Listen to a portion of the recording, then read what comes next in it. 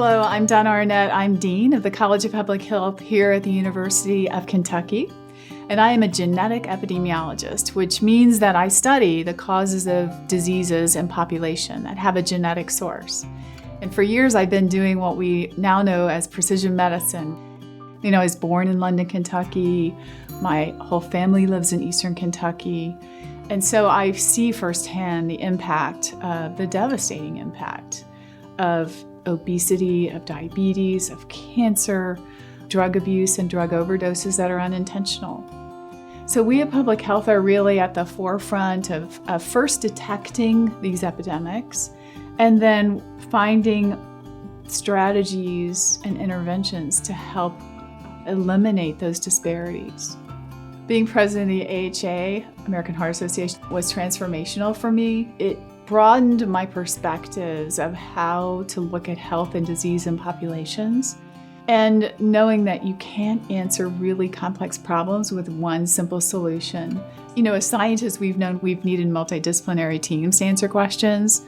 What I learned in the American Heart Association is that it really takes partnerships coming together to solve the really tough challenges. So I really got interested in this whole variability of response to treatment, variability of the response of the body to blood pressure or other environmental stimuli back in those clinical practice days.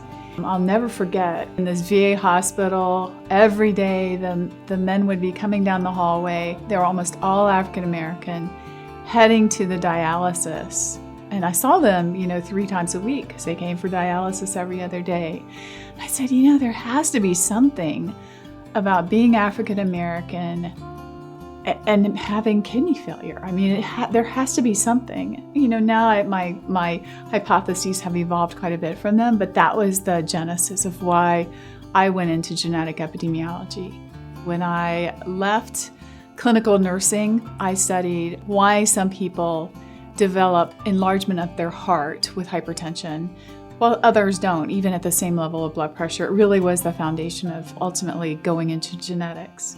So I studied 12 men across a period of a day, all day long, measuring their blood pressure every hour and looking at their variability in blood pressure, and wrote my first abstract and presented at a national meeting, and it was just life-changing. I mean, we've had some really fun scientific findings, like why is it that some hearts hypertrophy in the context of hypertension? And we were one of the first groups to report that these neural adhesion molecules were significantly associated with that in hypertensives.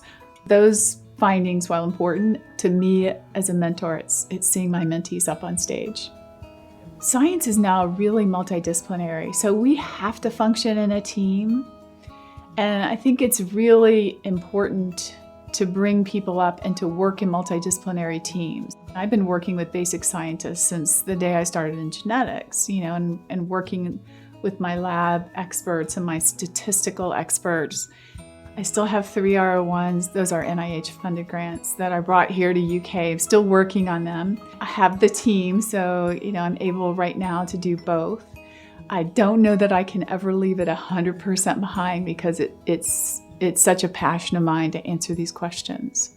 So I think it's a rich environment for asking really deep and challenging questions.